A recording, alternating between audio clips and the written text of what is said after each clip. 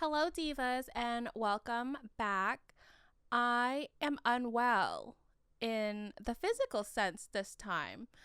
I believe I've contracted the flu or a mild cold. And I will say I feel a lot better than I did yesterday, but I look terrible. I feel terrible. And I don't know if I will survive. Like right now, it hurts to breathe. Like if I take deep breaths, I feel like I'm going to die. So we'll leave it at that.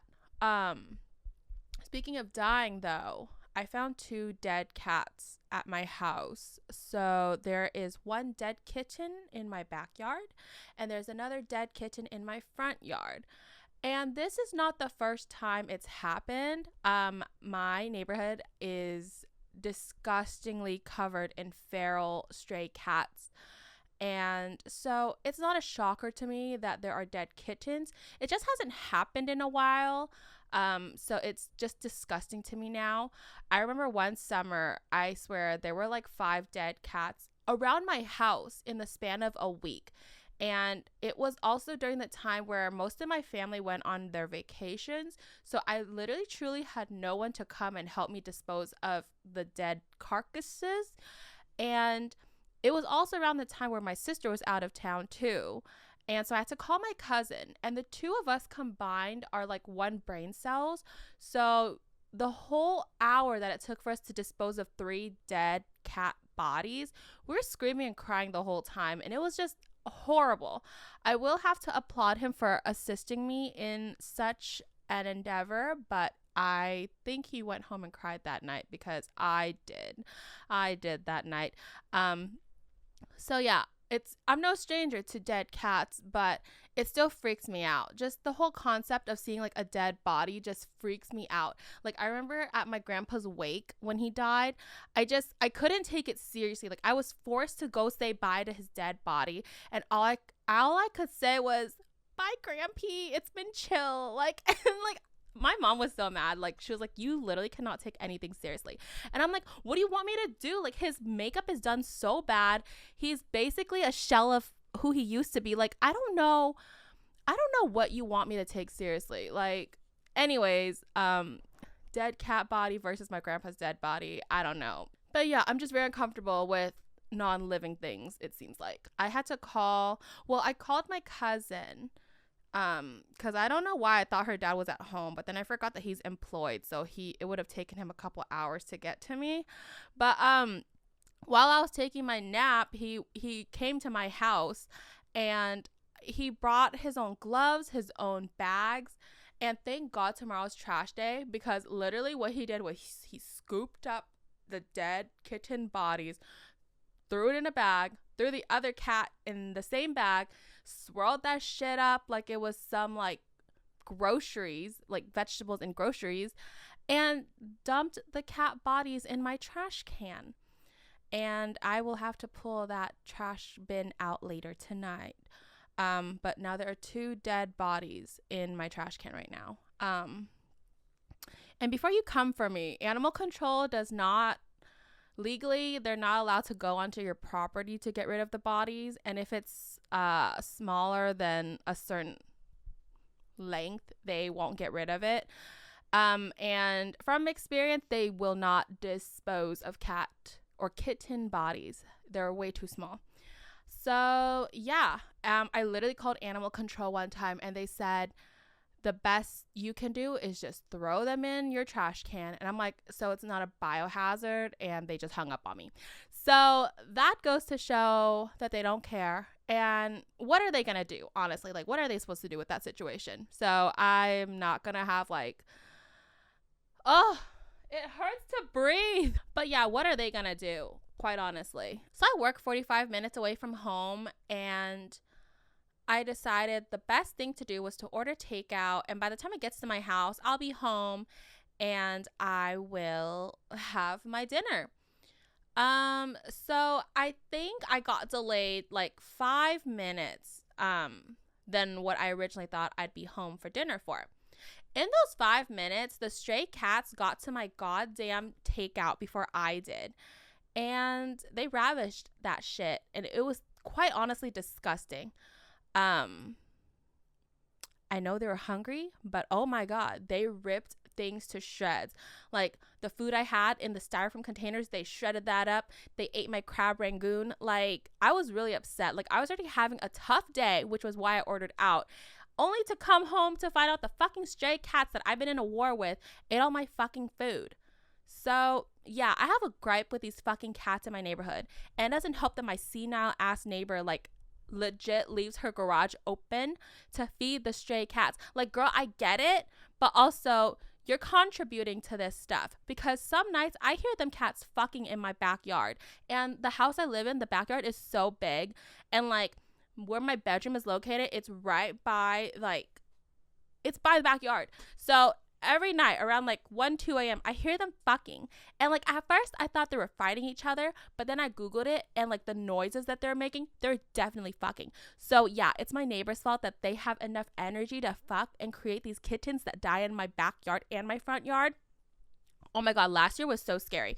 I'm convinced that I ran over a stray kitten. I ran over a stray kitten and I didn't even know it. But yeah, it was just one of those, like, I left for the day, and then when I came back home, I saw like a cat on my driveway, like squished, like a car ran over it. And I'm like, could it have been me? I'm convinced I have because it looked pretty similar to where I like exit and leave my driveway. And oh my God, it was so nasty. Like that cat looked chewed up. So it could have been a plethora of things. I could have ran it over. Another car might have ran it over. Maybe a hawk came by and ate a little bit of it and then moved along. But it was disgusting. Like, ugh. And I have a feeling also that the summer heat is getting to the cats. So imagine cats that are malnourished, dealing with the heat. They're probably drinking my pond water, which is probably toxic at this point. I have some citronella growing for my garden, so they've probably been nibbling on that too, and they're poisoning themselves. I don't know. But all I know is every year I have a cat death, and it's kind of nasty. And that also contributes to one of the reasons why I can't fucking live here anymore. But yeah, if you guys have a fucking cat, spay and neuter it, because I can't be having all these hoe ass cats out here fucking in my backyard, birthing these damn kittens and having them die. That's kind of wrong if you think about it. But yeah, this can't continue. This cannot continue. And I'm pissed off, honestly. Because if another cat dies in my backyard and someone in my family goes on vacation again, and I refuse to get rid of the bodies, like I'll probably like get into like a rage. Like I can't do it. I refuse. So it was my half birthday the other week, and I'm kind of appalled that literally no one said anything to me, knowing that I celebrate my half birthday. Just because you don't celebrate it doesn't mean I don't. And it was very hurtful that no one said anything. I did celebrate my half birthday pretty well, though. I did a little shopping. I got some Chipotle. I had a little bit of giggles. But despite that, no one said, happy half birthday. I'm so glad you didn't kill yourself yet. You know, I just wish someone said that to me. And the fact that I had to remind people is kind of pathetic. So I'm just going to start keeping tabs. Count your days, everybody. I'm going to start my sexy of the week real early, and it's going to be Peso Pluma. Is that his name? He recently got a haircut, and he looks fine as hell. And this just proves that grown men should not have bangs. I think when grown men have bangs, it just looks like they're trying to hang on to their youth, and it's time to reveal who you truly are. And a lot of y'all can be real sexy if you took off those bangs. Bangs are for the girls, not the boys. But it has to be done correctly too, because if you give your child a fuck ass bowl cut bang, that is an automatic jail time for you. And I'm talking to you, mom. I'm still mad at you for giving me a bowl cut. Like, girl, I was already fat and you gave me a bowl cut. Like, that was grounds for bullying, and I got bullied a lot. So yeah, that's my sexy of the week, because he looks gorgeous, darling. Oh my God, he looks real good. Sometimes I think that I'm the sole reason that Sanrio like implemented the whole if you shoplift, we prosecute you policy. Because I vividly remember me committing a sin at the Sanrio store. So my mom was going to buy me this really cute messenger bag. And I was like trying to squeeze what I can out of her. So I was like, can I also get these set of gel pens? And she said no. So what did I decide to do? I thought that it would have been a smart idea to hide the gel pens in the Batsmaru bag that she was going to buy me. And pray that the cashier wouldn't notice that there was a block of gel pens in the bag. Well, you see, what I failed to realize was she did notice, and my brain was not developed enough to know that that was kind of obvious. So when the girl pulled out the gel pens, she said to my mom, did you mean to buy this? And my mom was shocked, honey. She looked at me. She was like, oh, no, you did not try to steal these motherfucking pens. She said no. Low-key embarrassed me because she's like, oh, Anna, did you really think you were going to get away with that? And I was like, yeah, I really, truly did. When I re-entered the Sanrio store, they suddenly had signs everywhere that said, if you shoplift, we will prosecute. And, you know, it could have been coincidental, but for some reason, I think I was the reason for that. It was attempted shoplifting, yes. I didn't successfully make it out. Because if I did, I would truly, definitely, genuinely would have made history. Hello. Yeah, anyways, I think I'm the reason that Sanrio pushed out that policy.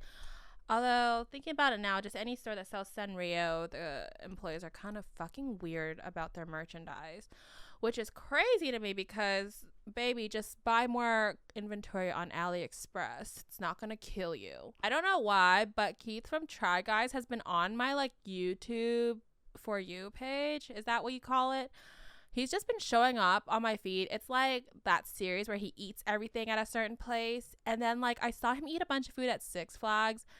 I don't know why, but I'm like, I would hang out with Keith. Like, he would definitely overstimulate me, but he would be a good time. And I wouldn't be mad that he is overstimulating me.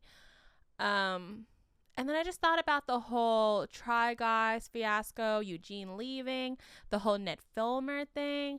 And then I thought about, like, the whole, like, downfall of BuzzFeed and how everyone is kind of, like, doing their own thing for better or for worse.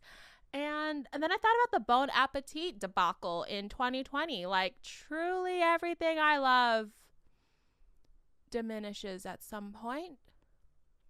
And that is a beautiful lesson that in life, everything truly ends. So don't take things too seriously and accept things for what they are. Oh, my heart hurts every time I breathe. Like, is that bad?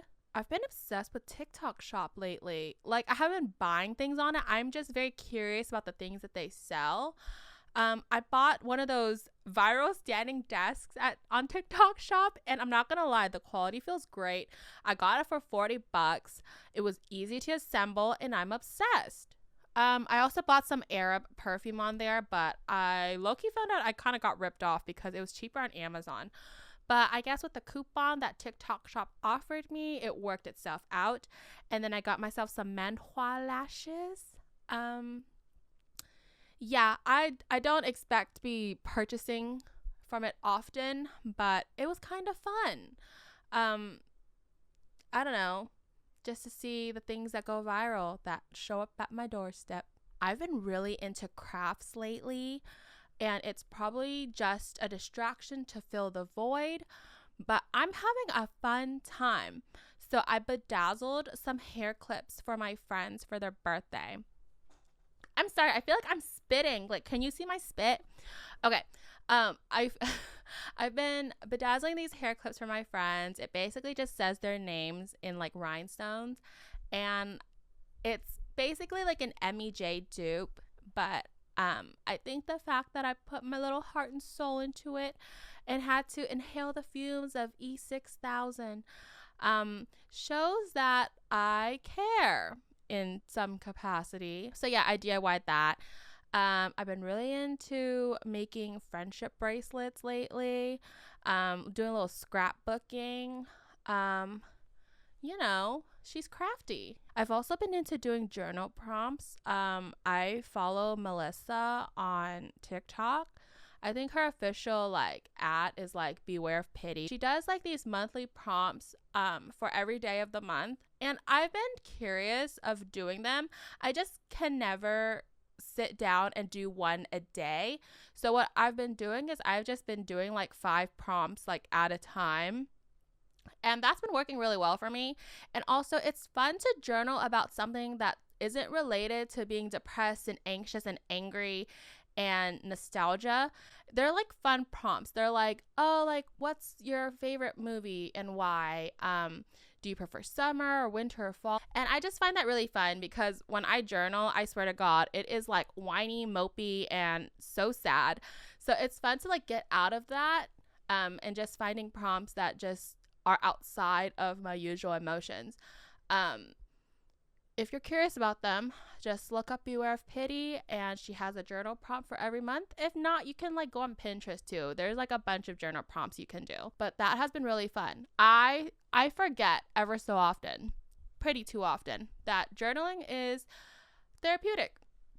And when you feel like there is no one to listen, you have a pen and paper, just write that shit out and call it a day. And it's been really fun for me, or not fun, but it's been very healing for me to do that. Your pen and paper will never fail you. And while it's nice to have a cute little support system, journaling is your second best friend. And I am looking forward to July's prompts already because I'm kind of halfway done with June's. But yeah, and low-key, the prompts that Melissa puts up, they're low-key, goal-oriented, too, because she'll have, monthly intentions, weekly intentions, and, what's a goal you'd like to meet before the season ends? It's very inspirational, and I'm down with that. So, yeah, if you ever have a chance, definitely get into journaling.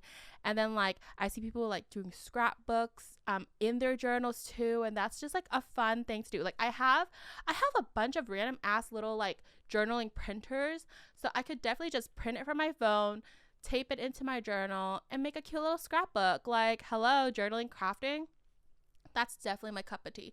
So I'm definitely going to try to incorporate all that into one. So I officially unlocked Mallrat status, I feel a couple weeks ago, because, well, for one, we had a 3.5 hour wait to go into Din Tai Fung. So we're okay, we can wait that long. We were gonna go shopping and look around doing mall rat stuff anyway. Let me tell you, being a mall rat is not for the weak, because by the time we got seated at Din Tai Fung, we were so tired, and the whole dinner was eaten in silence because we were so tired, so hungry, and we were just so happy for a place to sit. And, it concluded a great day, I will say. But the mall I went to, oh my God, they had all kinds of stores. It would have been fun if I was willing to carry more things. You know what's so funny? I think out of all the places I could have shopped at, I walked out of that mall with Old Navy stuff. I could have bought that shit at home.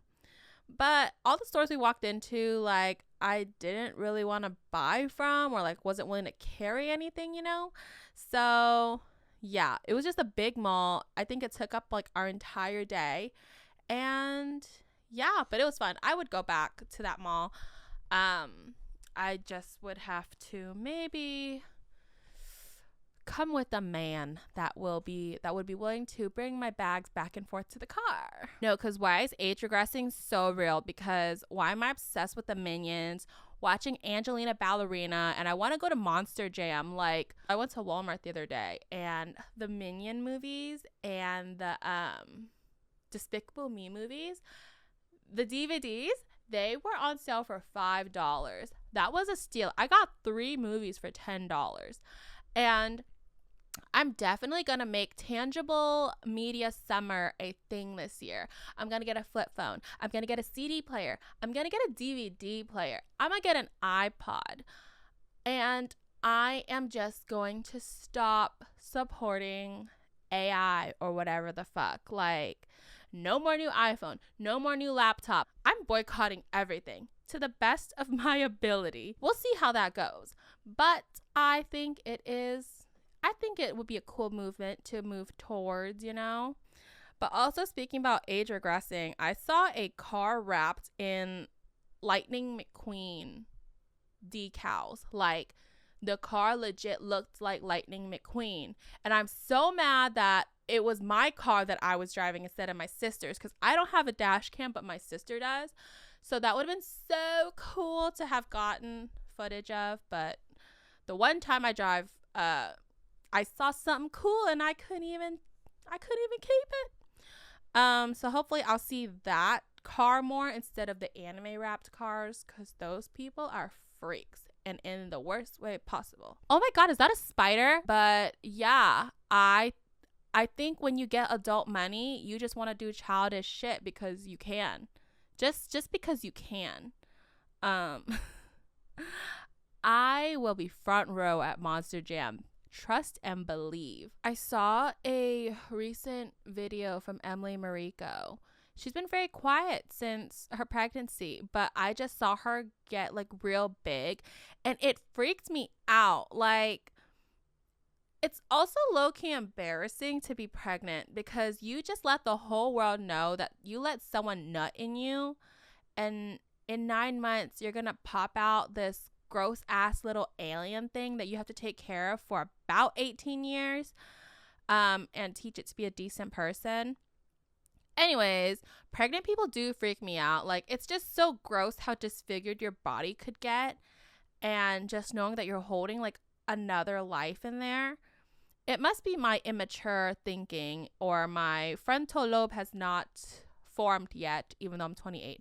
But like, it's gross. It's gross. I'm so sorry, but pregnant people are gross. Like, why the fuck do you look like Roger from American Dad? I've been watching this Hooterite girl on YouTube. I think her name is Giselle. And it's just so fascinating because, judging from like the way she looks and the fact that she lives in like a private community, you would automatically assume that she's in a cult. But I would conclude that they're not, just from the fact that cults don't let outsiders in. And she's literally recording her life on YouTube, and she's very respectful of the people in her community that don't want to be on camera. Like, she'll like blur them out or like change up the angle. But I love watching the weeks where it's her bake week, so it's like her week of being responsible for the baked goods for the community. But I'm just saying, if they were really a cult, they wouldn't let you record, right? Or is it a ploy for you to want to be in their community, and she is just like marketing? Regardless, though, she seems so sweet, and like, I love watching her content. It's very fun to watch. And she has like this German shepherd that like she hangs out with, and like they go to the lake and have a fun time. And I think the way her community makes money is they sell like firefighter parts. I would say they're like Amish adjacent, kind of, because like they make a lot of things from scratch, but also they let their people go outside the community, kind of like, what's that? It's not birthright, but you know that thing in Amish communities where they let you go outside the community to see like if you like it or not, and if you like it, you can't come back to the community. It's not like that, but they let you go outside sometimes, you know? But I was thinking, you know, like, maybe I do want to be in a cult. Like, I'm tired of making decisions.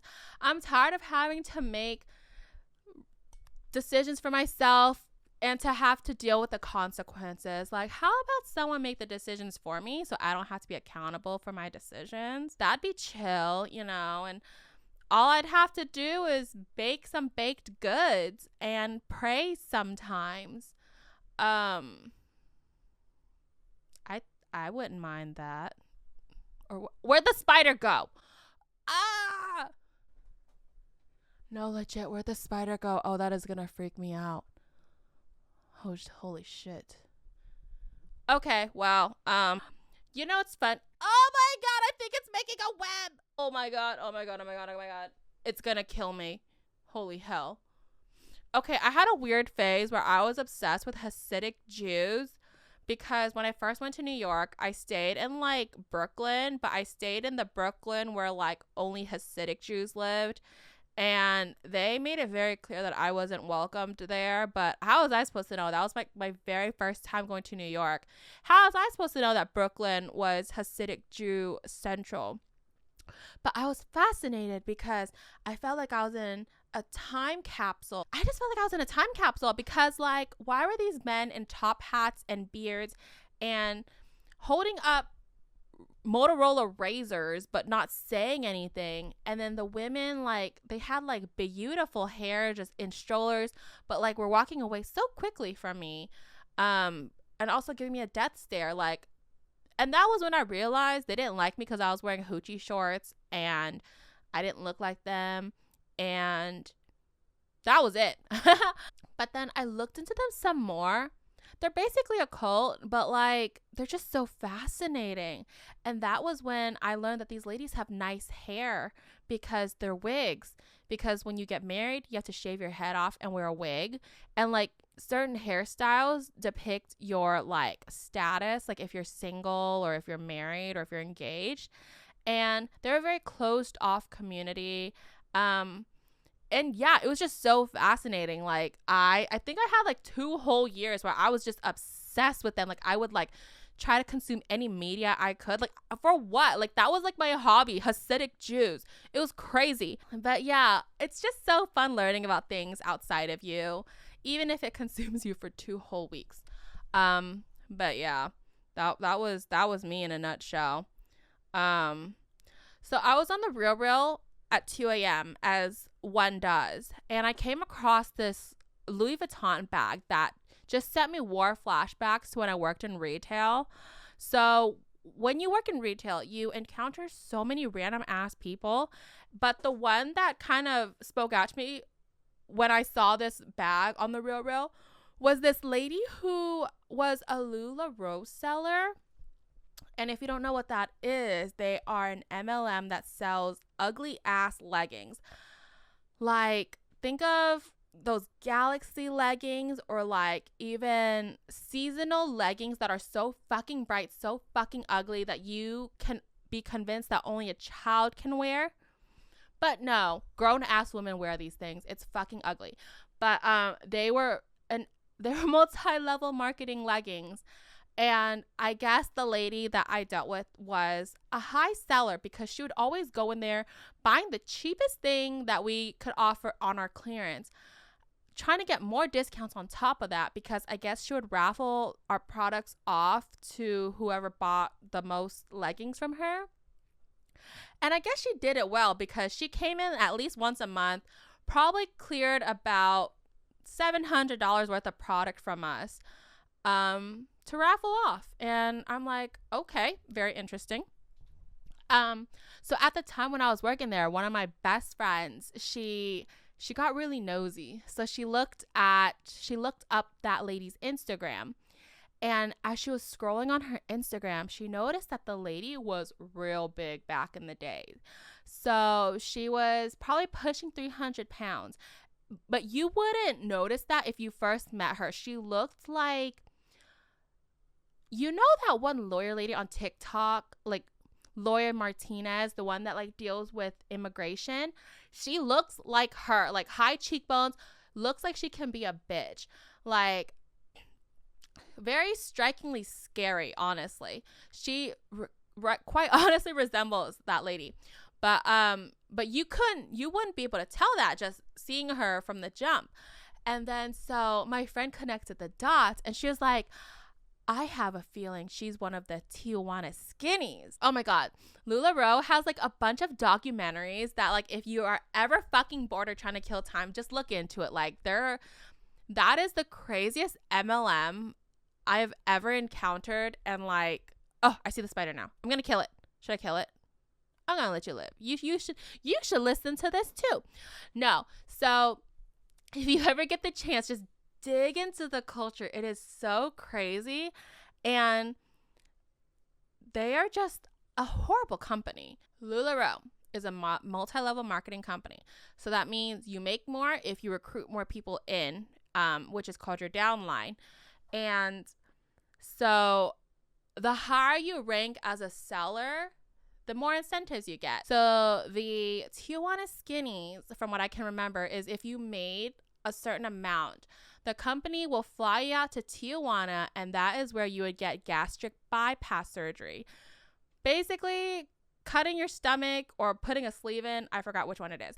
But basically, a surgery to make you skinny.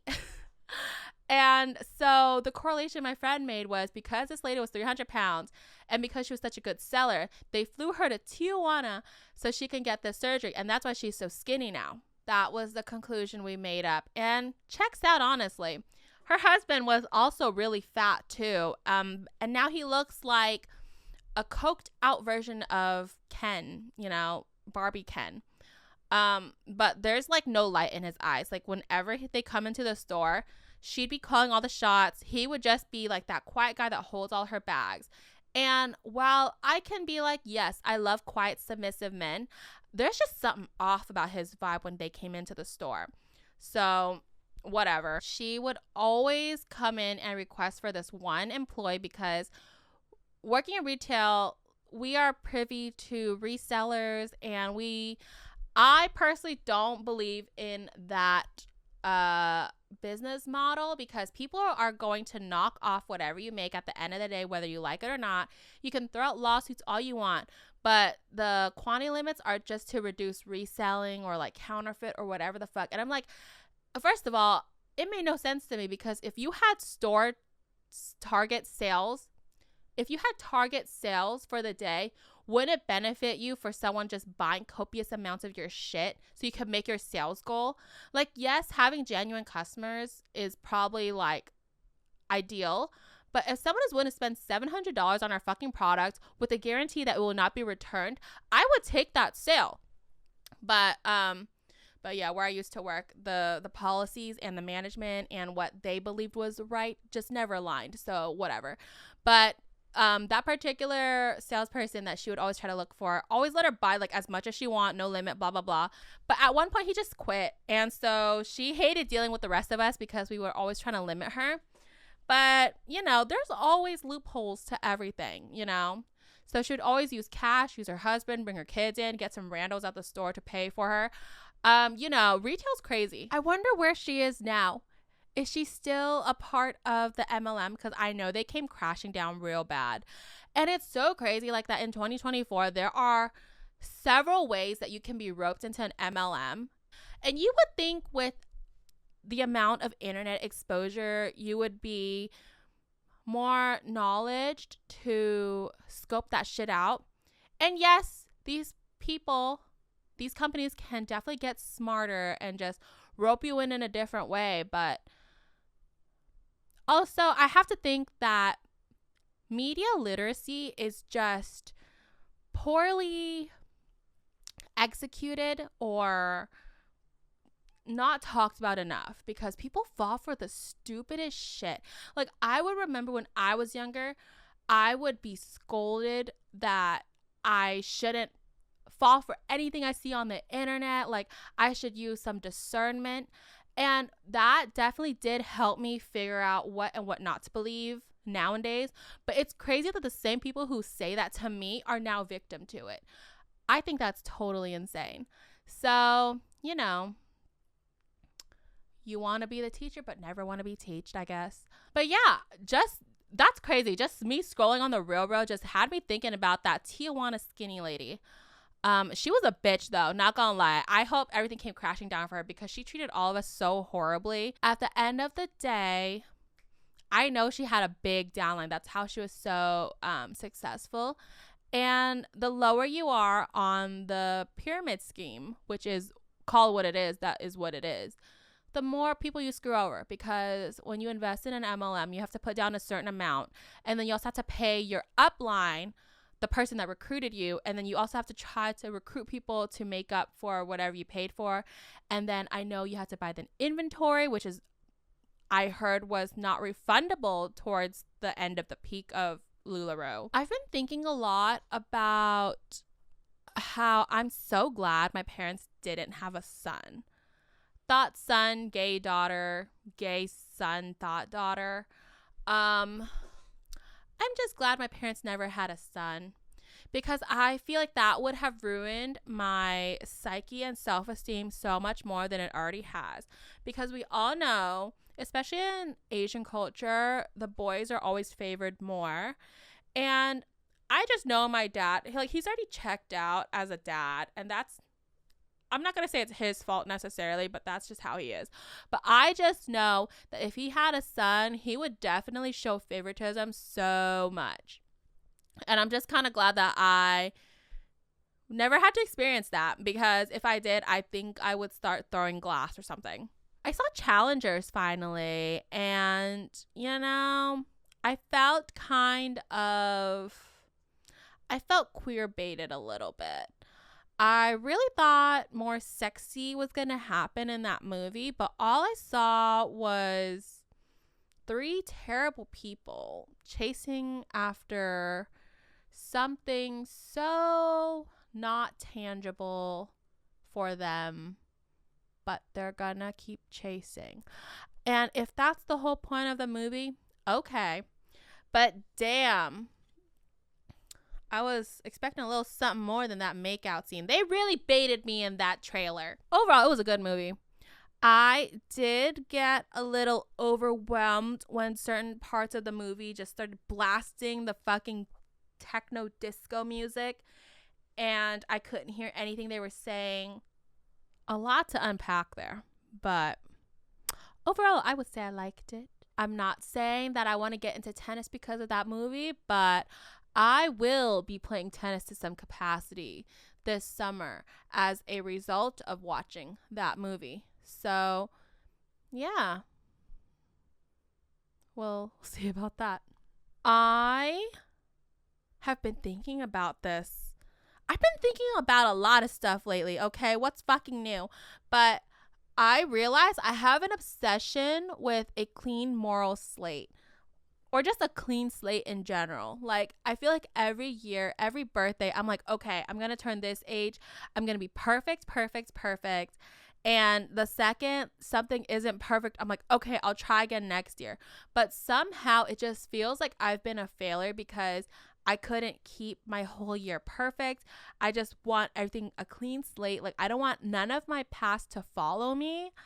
And I don't know if that's like an OCD thing, but I've just been contemplating on that a lot. Like, every year, I just don't want any of my past to follow me. And then when something from my past does follow me, I start to freak out. It's as if I don't want people to know who I was previously, and I want to be perceived as perfect. But we all know that's not possible.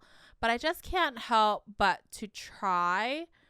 And I just hate my past. I really do.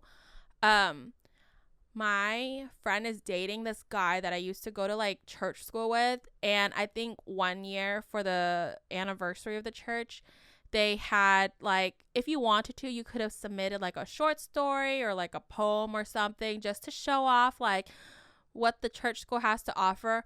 Honestly, it had nothing to do with the curriculum at the church school. I just think they wanted some content from the students. So I wrote like this weird ass little short story about celebrating Mother's Day, and the characters included two little boys that I hung out with all the time. And I'll be honest with you, I was kind of in love with both of them, and they were brothers. And it was honestly a bad story. And forgive me, I was like 9. But I had that fuck ass bowl cut, and the story made no sense, and it was just so dumb. But my friend got a hold of that yearbook because I met her in high school, and she just reminded me of that, and I freaked out because I don't know, like, I think I just hated my past meshing with the present, and I just didn't like the fact that she now knows that part of me that I never wanted to share with anyone, and I felt violated in a way, and it just, like, threw me into, like, a loop of, like, regret and resentment. Like, I don't know, like, I was spiraling, to say the least. But yeah, I just didn't like that part of my life being brought up, especially when it was unwarranted to begin with. I did not like that at all. I felt very violated, I'm not gonna lie. But yeah, I'm just obsessed with never bringing my past into my present, and I'm just scared of my past eating me alive in my present. And if that makes sense, please let me know what that means, because I feel icky now about that whole thing.